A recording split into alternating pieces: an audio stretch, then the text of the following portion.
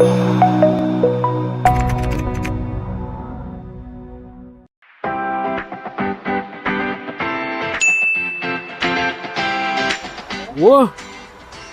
oylik tushdi.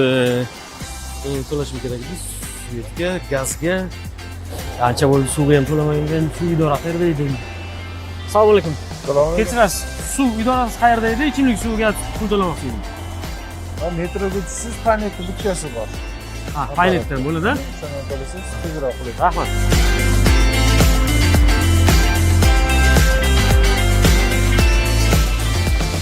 Kommunal xizmatlar, ichimlik suvi. So'ng raqam.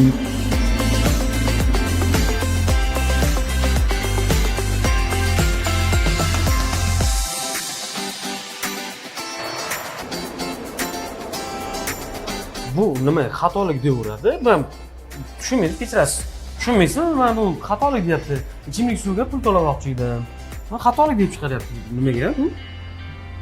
To'xtang. Bu hisob raqamingizni noto'g'ri tortdi. Eski hisob raqam bo'lishi mumkin. Qanaqasiga eski hisob raqam? Men doim shunga to'layman-ku. Yo'q. Yangi hisob raqamda 10 ta sonli bo'ladi. Siz 6 ta son kirityapsiz. Bu eski bo'lishi mumkin. Shuning uchun ma'lumotlaringiz chiqmayapti. Yana uyga borib kelishim kerak. To'xtang. Shart emas. Uyga borishingiz shart emas. Men sizga eng qulay yo'lini o'rgataman. Qanaqa qulay? Telegramdan foydalanasizmi? Keling, men sizga yordam beraman. Telegramga kirib, qidiradigan joyiga UzSubbot deb yozing. UzSubbot. UzVater chiqdi. O'sha botning ichiga kiring. Start. Xo'p. Bosh menyudasiz. Bu bot orqali siz eski hisob raqamingiz orqali yangisini bilishingiz mumkin. Buning uchun siz yordamga bosishingiz kerak. Endi eski ma'lumot kiritamiz, shunaqami? Ha, yangi hisob raqamni bilish degan joyga bosib, eskisini kiritasiz. Menimcha u yashash manzilimni tanlashim kerak, shunaqami? Hududingizni tanlashingiz kerak. Hop. Eski hisob raqam so'rayapti. Eskisini kiriting endi.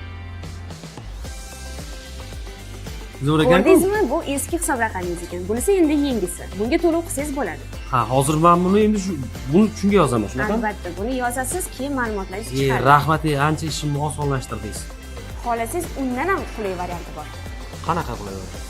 O'sha botni o'zidan turib to'lov qilsangiz bo'ladi. Uydan chiqishingiz shart emas, supermarketga borishingiz shart emas, bunaqa kelib Paynet olib turishingiz ham shart emas. Nima qilishim kerak uchun? Buning uchun botga kirib, bosh menyuga kirasiz. Bosh menyuga kirasiz. Hop. Albatta. Xo'p. Demak, bizga kerak akkauntlar. Yangi hisob raqamingizni qo'shasiz. Qo'shdim. Qo'shganingizdan keyin telefon raqamingizga kelgan parolni kiritasiz.